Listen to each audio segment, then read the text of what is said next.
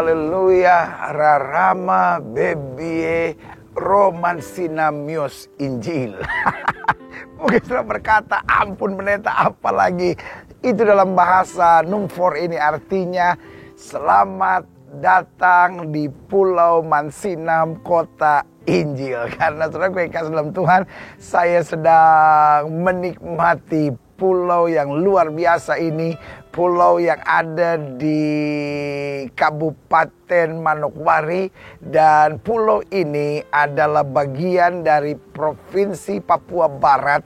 Dan saudara yang kasih dalam Tuhan, sekitar 10 menit dengan kapal kita bisa mencapai, karena hanya 6 km posisinya dari kota Manokwari. Dan saudara yang kasih dalam Tuhan, ini ada di tanah berkat, tanah Injil, tanah mujizat, tanah sukacita, yaitu tanah Papua, tanah yang diberkati. Saudara yang kasih dalam Tuhan, oleh anugerah Tuhan, pulau ini menjadi pulau yang sangat spesial, disebut juga The Island of God atau pulaunya Tuhan, pulaunya Injil, saudara. Kenapa juga disebut the land of the gospel atau tanah Injil? Kenapa disebut tanah Injil? Karena 5 Februari 1855 ada 2 orang hamba Tuhan dari Jerman, satu namanya Otto, satu namanya Geisler, masuk ke tanah ini, berhadapan dengan orang-orang yang waktu itu belum mengenal Tuhan. Istilah kasarnya masih makan orang, saudara. Tetapi saudara yang kasih dalam Tuhan, dengan kasih Tuhan, dengan hati Tuhan, 2 orang penginjil dari Jerman ini menginjak tanah ini. Kemudian bukan hanya mengabarkan Injil, tetapi melatih kehidupan. Karena Geisler punya keahlian dalam bidang kayu, sementara Otto punya keahlian dalam menenun. Sehingga saudaraku yang kekasih dalam Tuhan, akhirnya orang-orang di sini mulai diajarkan juga bagaimana membangun rumah, bagaimana menenun. Dan saudaraku yang kasih dalam Tuhan, itu sebabnya dari pulau luar biasa ini, Pulau Injil, Mios Injil, atau kota Injil, atau daerah Injil, atau tanah Injil ini tersebar peradaban di seluruh tanah Papua. Kalau tidak ada Pulau Mansinam ini, saudara yang kasih dalam Tuhan, hari ini Papua belum beradab, saudara. Tetapi Injil yang mengubah manusia, Injil yang merubah perilaku, Injil yang merubah pribadi, Injil yang menjadikan tanah Papua ini penuh dengan berkat Tuhan. Itu sebabnya selalu saya bilang, Papua harus kembali pada Injil Tuhan. Kalau Papua hidup dengan minum mabuk, kalau Papua hidup dengan judi, kalau Papua hidup dengan perzinahan, Papua tidak akan pernah bisa bangkit. Tetapi waktu Papua kembali kepada Tuhan, Papua kembali kepada Injil, maka akan ada lawatan Tuhan. Karena pulau ini didedikasikan oleh Otto dan Geisler. Saya bisa lihat ini adalah monumennya, monumen Otto dan Geisler, masih pakai bahasa Belanda, yang tulisannya inilah penginjil pertama yang mendarat di pulau ini, Otto dan Geisler, 5 Februari 1855. Nah, saudara yang kasih dalam Tuhan, ini adalah monumennya. Dan di belakang saya persis adalah patung Kristus Raja untuk mengingatkan kembali tanah Papua ini. Tanah Papua tadinya tanah yang terhilang. Tanah Papua disebut juga Lost Island, tanah yang terhilang. Tetapi saudaraku yang kasih dalam Tuhan, kemudian tanah Papua mendengar Injil. Injil merubah masyarakat, dan kemudian ada peradaban yang luar biasa. Sampai hari ini ada banyak anak Papua yang jadi jenderal, ada banyak anak Papua yang kemudian jadi profesor, ada banyak anak Papua yang kemudian berhasil meraih gelar doktor, ada banyak anak Papua yang kemudian menjadi dokter, insinyur, sarjana hukum. Apa yang mengubahkan hidup mereka? Injil. Berarti saudaraku yang kasih dalam Tuhan, tanah Papua harus kembali kepada Injil. Karena selama Injil yang menjadi aturan utama, Injil yang menjadi pusat kehidupan tanah Papua ini, maka tanah Papua ini akan kembali diberkati. Karena tanah ini dibangun dengan mengucapkan berkat di dalam nama Bapa, Anak, dan Roh Kudus, yaitu di dalam nama Tuhan Yesus Kristus. Haleluya. Buat saya sebuah kebanggaan tersendiri ada di Pulau Mansinam Mansinam ini.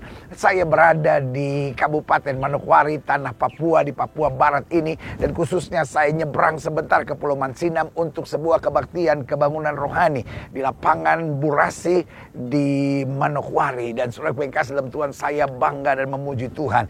Acara ini dalam rangka Injil masuk tanah Papua 164 tahun. Nah saudara yang kasih dalam Tuhan, saya memuji Tuhan melihat bagaimana orang-orang di Manokwari yang biasa disebut juga sebagai Kabupaten Injil, tanah Injil ini boleh memuji memuliakan Tuhan. Antusiasme masyarakat luar biasa, bahkan menyambut panggilan altar atau pelayanan altar call. Saya dapat melihat begitu banyak orang punya antusiasme tersendiri. Saya bangga berada di tengah-tengah Papua. Dan saudara gue yang kasih dalam Tuhan, dari perjalanan saya dari kota ke kota dalam program Melangkah Pasti ini, saya jumpai bahwa Indonesia memang keren. Saudara gue yang kasih dalam Tuhan, saya mendorong setiap saudara, kalau saudara ada waktu, ada berkat Tuhan lebih, sekali-sekali datang ke Pulau Mansinam. Apalagi kalau saudara anak Tuhan, perlu melihat bagaimana perkembangan. Saudara perlu berfoto di belakang patung Kristus Raja, boleh di belakang, boleh di depan, karena indah sekali saudara. Dan saudara bisa lihat sejarah perjalanan Injil, karena saudaraku yang kasih dalam Tuhan, Injil mengubah manusia, Injil merubah peradaban, Injil menghadirkan damai dan sejahtera. Haleluya. Selamat datang dalam program kita Melangkah Pasti, sehingga apapun yang terjadi dalam hidup ini, kita tetap melangkah. Karena we are not living in Eden yet. Kita belum tiba di sorga. Tantangan masih ada, masalah masih ada, badai masih harus kita hadapi, pengkhianat masih banyak, penjilat apalagi saudara.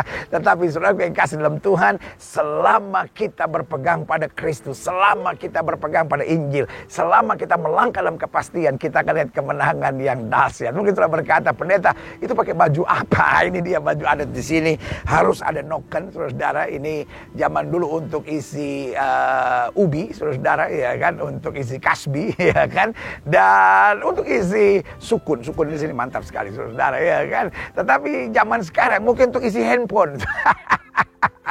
Iya kan, ini bernama noken. Jadi kalau pemilu ini juga yang suka jadi persoalan, katanya sistem noken yang ada di Papua. Artinya ini saudara, ya kan. Lalu ini memang dia punya kalungnya, ya kan. Masyarakat di sini yang masyarakat adat pakai ini. Lalu ini mahkota. Jadi tidak semua pakai ini saudara. Ini hanya pemimpin-pemimpinnya saja. Dan waktu saya mendarat di bandara, puji Tuhan, saya disambut dengan sukacita oleh masyarakat dengan tarian adat, lalu kemudian dikenakan mahkota ini sebagai tanda kehormatan. Nah, saudara yang kasih dalam Tuhan, terima kasih warga Papua, saya memuji Tuhan dan saya berani katakan tidak rugi kalau saudara berjalan ke tanah Papua, apalagi saudara datang ke Kabupaten Manokwari, ibu kota dari Papua Barat. Indah sekali, pemandangan-pemandangannya luar biasa, lautnya extraordinary. Wih, saudaraku yang luar biasa. Dan kalau saudara coba makan ikan di sini, orang bilang ikan di sini mati 1 kali, saudara, ya kan. Dan kalau di Jakarta mati 100 kali, saudara, ya kan. Nah, saudara yang kasih dalam Tuhan, dalam program Melangkah Pasti hari ini dari tanah Papua, yang khususnya ada di Pulau Mansinam, Pulau Injil, yang 5 Februari 1855 pertama kali 2 orang penginjil, 2 orang hamba Tuhan dari Jerman, Otto dan Gisela, menginjakan kakinya, lalu berjuang untuk menyelamatkan mulai dari sini kota atau daerah orang-orang Numfor ini. Dan saudaraku yang kasih dalam Tuhan, mulanya sangat sulit karena pulau ini sebetulnya hanya 12 km dan hari ini berpenduduk kira-kira 1000 keluarga lebih, saudara, atau 1000 penduduknya lebih, saudara. Dan saudaraku yang kasih dalam Tuhan, kita memuji Tuhan untuk 2 orang Jerman yang bekerja keras di tempat ini. Sulit menembus mereka, tapi kemudian mereka belajar bahasa, mereka mengajarkan adat istiadat, mereka mengajarkan hal-hal yang baik. Seperti saya bilang, yang satu mengajarkan bagaimana membangun rumah dan kayu, sebagian mengajar lagi tentang tenun. Dan saudaraku yang kasih dalam Tuhan, akhirnya peradaban masyarakat Papua tambah luar biasa. Nah, saudaraku yang kasih dalam Tuhan, pelajaran apa yang kita bisa belajar di sini? Saya beri kesimpulan dalam perjalanan hari ini di Pulau Mansinam, Kabupaten Manokwari, Provinsi Papua Barat. Saya memberi judul Bermegah dalam Masalah. Ini dia. Saudaraku yang kasih dalam Tuhan, pada dasarnya setiap kita punya masalah. Tapi kalau masalah membuat kita lari, kenapa Otto dan Gessler tetap masuk meskipun ada tantangan? Karena digerakkan oleh kuasa Tuhan. Sehingga masalah bukan musuh yang menakutkan, tapi masalah seringkali adalah pelajaran-pelajaran berharga yang mengajarkan kita mutiara-mutiara kehidupan yang berarti. Nah, saya pelajari dalam 2 Korintus pasal 11, 2 Korintus pasal 11 ayat 27 sampai 30 dikatakan demikian, aku banyak berjeri lelah dan bekerja berat. Kerap kali aku tidak tidur, aku lapar dan dahaga. Kerap kali aku berpuasa kedinginan dan tanpa pakaian. Dan dengan tidak menyebut banyak hal lain lagi, urusanku sehari-hari yaitu untuk memelihara semua jemaat-jemaat. Jadi saudaraku yang kasih dalam Tuhan, Paulus bilang, aku menghadapi masalah. Tetapi pekerjaanku sehari-hari bukan hanya menyelesaikan masalah. Tetapi dikatakan untuk memelihara semua jemaat-jemaat. Jadi kalau kita hanya sibuk menyelesaikan masalah, hidup kita nggak akan kemana-mana. Ada kalanya change our focus. Rubah fokus kita. Kita bilang apa? Cari dahulu kerajaan Allah serta kebenaran. Semua akan ditambahkan pada kita. Kalau kita cuma menangisi masalah, menangisi persoalan, menangisi tantangan, menangisi bahwa kita dikhianati orang, kita difitnah orang, kita disakiti orang. Saudara yang kasih dalam Tuhan, hidup jadi berat. Karena selalu saya bilang, setiap orang punya masalah. Yang membedakan kita adalah sikap kita dalam menghadapi masalah. Apakah kita menyerah? Apakah kita putus asa? Apakah kita kecewa? Apakah kita tertekan? Atau sebaliknya, kita beriman, kita percaya, dan kita mengambil pelajaran-pelajaran berharga, lalu kita bangkit dan hidup dalam kemenangan, kemuliaan, bahkan mujizat-mujizat Tuhan. Makanya Paulus bilang apa? Urusanku sehari-hari yaitu untuk memelihara semua jemaat-jemaat. Jika ada orang merasa lemah, tidakkah aku turut merasa lemah? Jika ada orang tersandung, tidakkah hatiku hancur oleh duka cita? Ayat 30 luar biasa berkat Tuhan di sini katakan, jika aku harus bermegah, maka aku akan bermegah atas kelemahanku. Paulus tidak berkata aku mau bermegah dalam keberhasilanku dengan suksesku, tapi dalam kelemahanku, dalam masalahku, dalam tantangan-tantangan hidupku. Kenapa? Karena kita tahu di balik tantangan ada Kristus, di balik tantangan ada mujizat, di balik tantangan ada pelajaran-pelajaran berharga yang Tuhan izinkan terjadi dengan sebuah maksud untuk menyempurnakan iman kita, untuk menjadikan kita serupa dengan gambaran kemuliaannya. Haleluya. Filipi pasal 2 ayat 16 sampai 18 bilang begini. Sambil berpegang pada firman kehidupan, agar aku dapat bermegah pada hari Kristus, bahwa aku tidak percuma berlomba dan tidak percuma bersusah-susah. Artinya, saudaraku yang kasih dalam Tuhan, kalau engkau sedang menghadapi kesusahan, kau sedang menghadapi masalah. Alkitab bilang, kalau kau beriman, kau melangkah dalam kepastian, kau tetap mengandalkan Tuhan, engkau tidak percuma. Ada banyak orang yang berkata, saya sebagai istri pendeta udah ngalang-ngalang percuma. Loh, engkau terlalu cepat menyerah. Saya sebagai anak muda mau hidup suci, percuma pendeta. Saya tadinya pemabuk, saya udah lepaskan minum mabuk saya udah lepaskan rokok, saya udah lepaskan judi, percuma pendeta. Hidup saya juga banyak masalah. Saudaraku yang kasih dalam Tuhan, mengerjakan apapun buat Tuhan tidak pernah percuma. Allah saya tidak buta, Allah saya tidak tuli. Alkitab berkata apa? Jerih payahmu dalam Tuhan tidak sia-sia. Orang yang menabur dengan air mata akan menuai dengan sukacita. Tetapi Alkitab juga katakan orang yang bertahan sampai kesudahannya. Artinya apa? Kita harus bertahan sampai kesudahannya. Kadang-kadang kita cepat menyerah, kita cepat putus asa. Kadang-kadang kita bilang, nggak kuat. Saya bangga duduk di Pulau Mansinam. Di belakang saya persis ada patung Yesus Raja. Menggambarkan kepada kita bahwa Yesus berkuasa atas segala-galanya. Apapun yang Yesus mau pasti jadi. Apapun yang Yesus tidak mau tidak akan terjadi. Oh haleluya. Makanya ayat 17 bilang, tetapi sekalipun darahku dicurahkan pada korban dan ibadah imanmu, aku bersuka cita dan aku bersuka cita dengan kamu sekalian. Ayat 18. Dan kamu juga harus bersuka cita demikian dan bersuka citalah dengan aku. Artinya Paulus bilang mau ada masalah, mau ada persoalan, kita jangan panik, kita jangan khawatir, kita jangan stres. Itu akan membuat celah untuk iblis masuk dan menjajah kita. Tapi kalau kita bersuka cita, kita beriman, kita berserah, dan kita yakin akan kuasa Tuhan, kita akan melihat kemenangan. Makanya Galatia pasal 6 ayat 14 bilang begini, tetapi aku sekali-kali tidak mau bermegah selain dalam salib Tuhan kita Yesus Kristus. Sebab olehnya dunia telah disalibkan bagiku dan aku bagi dunia. Wow. Pertama Paulus bilang, kalau aku mau bermegah, aku bermegah dalam kelemahanku, dalam penderitaanku, dalam kesusahanku, dalam badai, dalam masalah kehidupanku. Dan yang kedua, kalau aku mau bermegah, aku bermegah dalam salib Kristus. Karena di salib itu aku tersalib. Tetapi di salib itu aku menerima kemuliaan.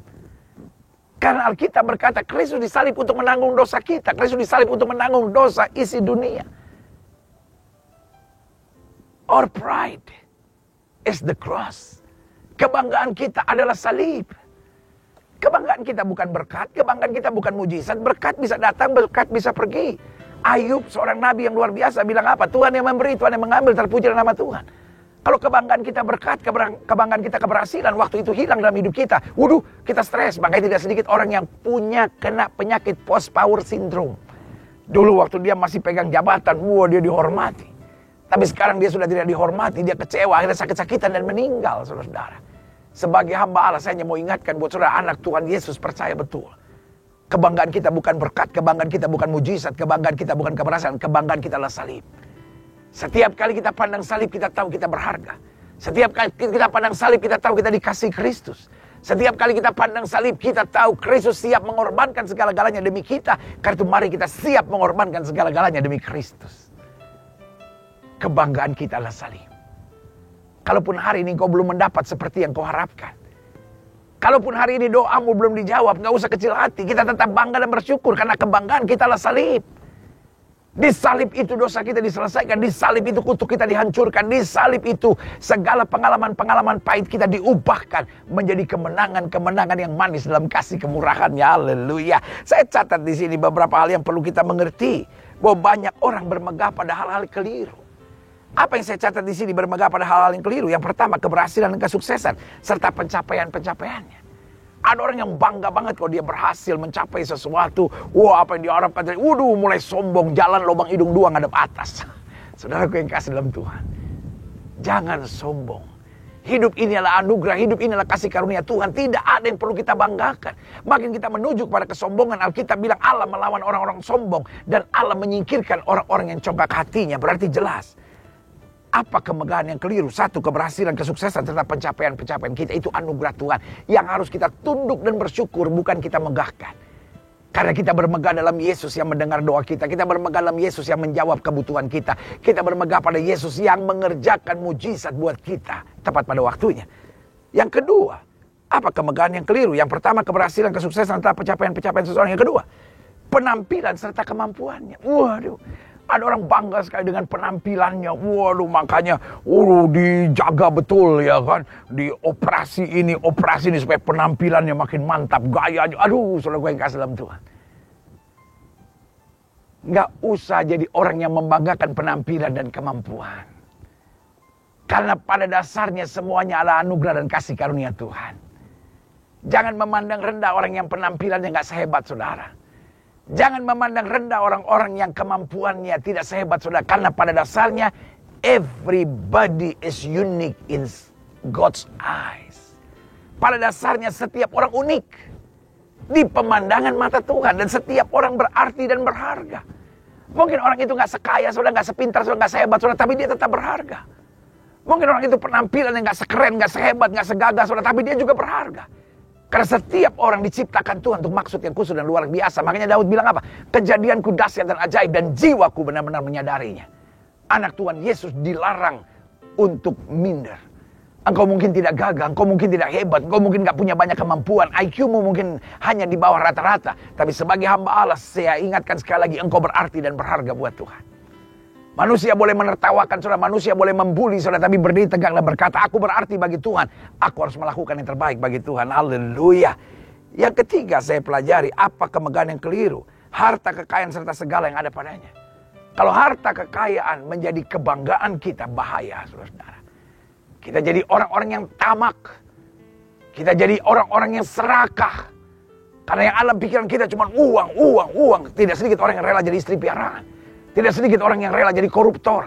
Tidak sedikit orang yang akhirnya menghalalkan segala cara. Kenapa? Karena pikiranmu najis, saudara-saudara. Pikiranmu telah dipenuhi dengan iblis, keserakahan, ketamakan. Alkitab berkata orang tamak, orang serakah tidak punya tempat dalam kerajaan sorga. Selanjutnya saya pelajari apa kebanggaan yang keliru. Segala yang baik yang ada padanya. Saudara yang kasih dalam Tuhan, ingat manusia tidak diselamatkan karena perbuatan baik.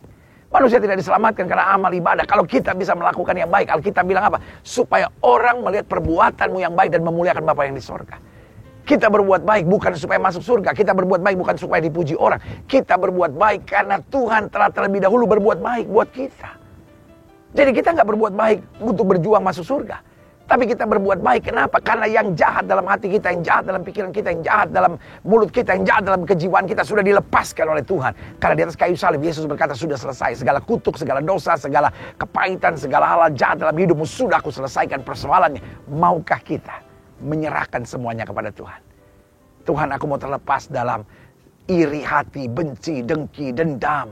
Aku mau terlepas dengan kebiasaan-kebiasaan berzina. Aku mau terlepas dalam kebiasaan-kebiasaan onani, masturbasi. Aku mau terlepas dalam kegiatan-kegiatan minum mabuk dan segala hal-hal duniawi lainnya. Saudara yang kasih dalam Tuhan, kalau engkau anak Tuhan Yesus, pastikan hidupmu tidak bikin malu nama Tuhan. Kebanggaan kita adalah salib. Berarti apa? Jalan-jalan salib itu yang harus kita ikuti. Apa yang Kristus perintahkan itu yang harus kita jalani. Karena Alkitab berkata, barang siapa yang mengasihi aku, ia akan melakukan kehendakku. Luar biasa. Selanjutnya saya pelajari, hidup dalam Kristus adalah bangga. Apa yang menjadi kebanggaan kita? Yang pertama, kedahsyatan Tuhan. Itu yang kebanggaan kita.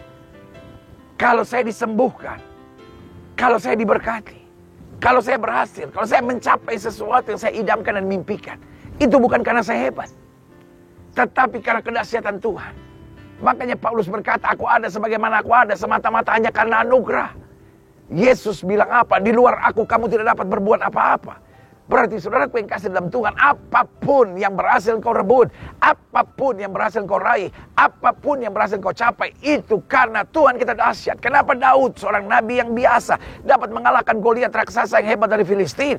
Karena Tuhan itu dahsyat. Makanya dengan bangga Daud bilang, kau boleh mendatangi aku dengan pedang, tombak dan nebing, tapi aku datangi kau dengan nama Tuhan semesta alam. Tuhan yang dahsyat, Tuhan yang luar biasa, Tuhan yang perkasa, Tuhan yang tidak pernah mengecewakan kita. Apapun masalah kita gak usah stres. Karena kita punya Tuhan yang dahsyat. Kita bermegah dalam Tuhan yang dahsyat itu. Yang kedua saya pelajari. Apa kemegahan kita? Kemegahan kita adalah panggilan dan pilihan Tuhan. Bahwa Tuhan telah memilih kita dan memanggil kita.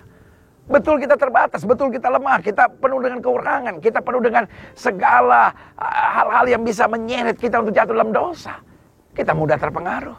Kita mudah kecewa, kita mudah tertekan. Kita mudah berontak dalam kehidupannya. Makanya Alkitab berkata, dia ingat bahwa kita ini hanya debu. Tetapi debu yang tidak berarti ini. Yang Alkitab berkata, hidup manusia seperti bunga rumput. Bunga rumput yang sehari tumbuh, sehari layu itu, kata Alkitab, dipilih dan dipanggil Tuhan. Apa kebanggaan kita, apa kemegahan kita bahwa Tuhan telah memilih dan memanggil saya? Artinya apa? Orang boleh menghina saya, orang boleh menjahati, saudara, orang boleh mencurangi, saudara, orang boleh menyakiti hati saya, orang boleh mengkhianati saya. Tapi saya berdiri tegak, kenapa? Yang pilih dan panggil saya adalah Tuhan. Dan kalau yang pilih dan panggil saya Tuhan, berarti Tuhan juga akan kuatkan saya. Tuhan juga akan bela saya. Tuhan juga akan beri kemenangan buat saya. Tuhan juga akan menyempurnakan segalanya dalam hidup saya. Haleluya. Saudaraku yang kasih dalam Tuhan. Yang ketiga, apa kemegahan dan kebanggaan kita? Yaitu kekurangan dan kelemahan-kelemahan kita. Karena justru dalam kelemahan, kuasa Tuhan sempurna. Jadi kalau kita ada kekurangan dan kelemahan, kita nggak usah menyesali nasib. Kenapa hidup saya begini? Justru di tengah kelemahan dan kekurangan, Tuhan, saya harus mendekat kepada Tuhan. Saya nggak boleh sombong. Saya nggak boleh hidup seenaknya. Justru di tengah kelemahan kekurangan saya sadar bahwa saya butuh Tuhan dalam hidup saya. Makanya seorang nabi yang bernama Daud bilang apa? Hanya dekat Allah saja aku tenang. Daud bilang apa? Seperti rusa merindukan sungaimu, demikian aku merindukan jiwamu. Daud menyadari dia terbatas.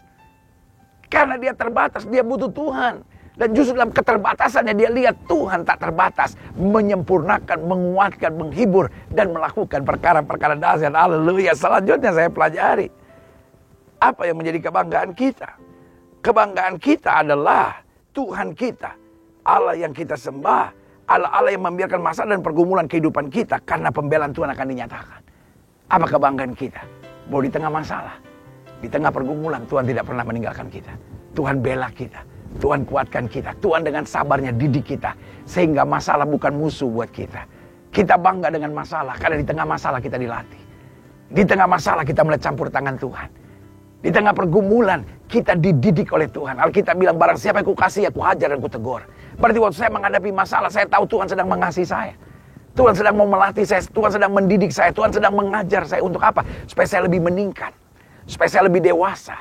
Supaya saya lebih disempurnakan. Dan pada akhirnya saya semakin hari semakin berkenan di hadapan Tuhan. Haleluya. Sebagai penutup saya pelajari, kita bermegah di tengah masalah.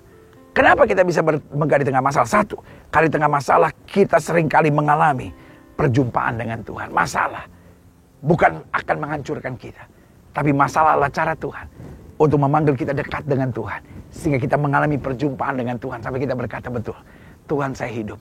Ketika semua orang meninggalkan saya, di situ saya rasa Tuhan hadir, Tuhan dekat, dan Tuhan kuatkan kita. Saudara-saudara yang sedang sakit, saudara-saudara yang sedang menghadapi badai, saudara-saudara yang sedang dikhianati orang, ini saatnya saudara untuk berkata, Tuhan, aku mau melihat Tuhan, aku mau ketemu Tuhan, aku mau berjalan bersama Tuhan.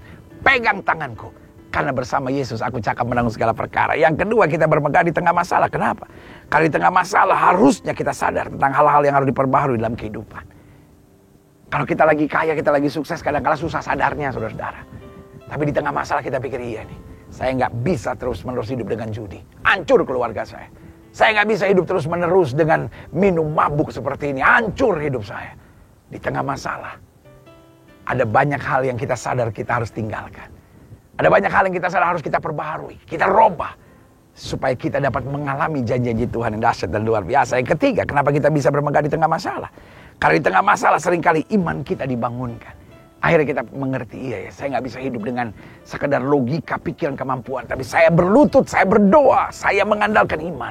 Alkitab berkata orang benar akan hidup oleh iman. Alkitab bilang apa? Hidup yang kita jalani sekarang bukan karena melihat, tapi karena percaya. Dan yang keempat, kenapa kita bisa bermegah di tengah masalah? Karena di tengah masalah, karakter serta sifat-sifat kita semakin diubahkan. Mungkin tadinya kita sombong, mungkin tadinya kita gampang iri hati, mungkin kita tadinya gampang tersinggung, mungkin tadinya kita gampang sekali emosi. Tapi sekarang melewati semua pergumulan masalah, kita mulai belajar, Tuhan saya nggak bisa begini terus. Saya harus hidup yang memuliakan Kristus. Saya harus hidup diubahkan. Sehingga aku hidup, tapi bukan lagi aku yang hidup, tapi Kristus yang hidup dalam kehidupanku. Saudaraku, di layar televisi Bapak Ibu Saudara sekalian, ada nomor-nomor telepon hubungi.